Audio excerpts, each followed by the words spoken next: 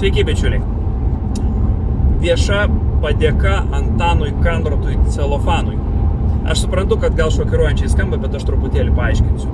Prieš tai įvadas teorijos.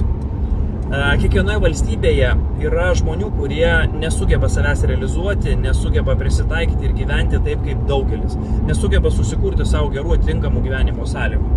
Jie tingėjo galbūt mokytis, gal tiesiog jiem protinių gabumų neužteko, neįgijo išsilavinimo, nesugeba užsidirbti pinigų, žemos pajamos, nelabai gaudo situacijos, nelabai supranta, kaip veikia valstybė, kaip veikia ekonomika ir taip toliau. Nesusikūrė savo normalių, tinkamų gyvenimo sąlygų, kurios leistų gyventi oriai.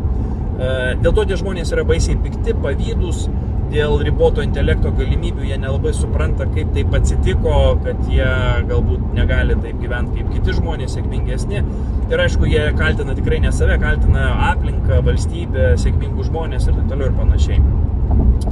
Ir tokių nelaimingų žmonių, kuomet susikaupia kritinė masė, jie susikaupia, turi daug labai neigiamų emocijų, kad jie nedarytų valstybėje revoliucijų, perversmų, nedaužytų ten Seimo langų, nebalsuotų už visokius Žemaitaičius ar Vėgėlės, kažkur reikia nukanalizuoti tas blogas emocijas.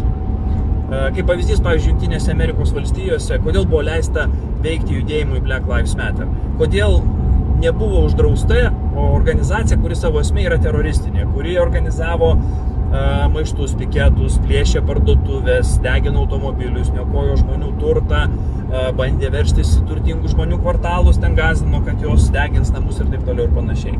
Tiesiog visi prakentėjo, praėjo tą bangą, visi nuleido savo neigiamas emocijas ir vėl įsivyravo ramybė. Jie galvoja, kad jie atstatė kažkokią tai teisybę, ten dėl ko jie ten netaip sėkmingi, tai jie kitus sėkmingus nuskausmino.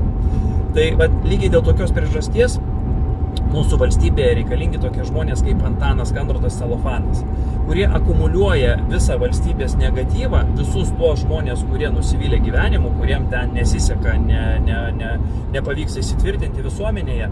Ir jisai tą visą neigiamas emocijas nukanalizuoja pas save Facebook'o komentaruose. Jūs pasižiūrėkite, tie žmonės, jiem kažkas ten pamatė, kaip kažkas nusipirko kaimynas brangų automobilį, jam užvirė pavydas, jisai nelaimingas, negali sau leisti tokio automobilio.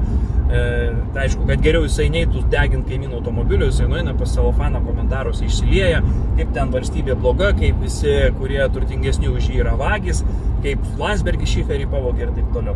Tai mums kaip valstybei tokie žmonės kaip Antanas Kandrotas yra aukso vertės, nes jie nukanalizuoja ir neišsiverčia viskas į kažkokius protestus, mitingus, Seimo langų daužymą ir taip toliau. Tai dėkokim jam ir džiaukimės, kad jisai yra, kad jisai visą tą ugnį į save prisima, kad jisai organizuoja, kad jis ten vadybina visą tą nepatenkintų žmonių kompaniją.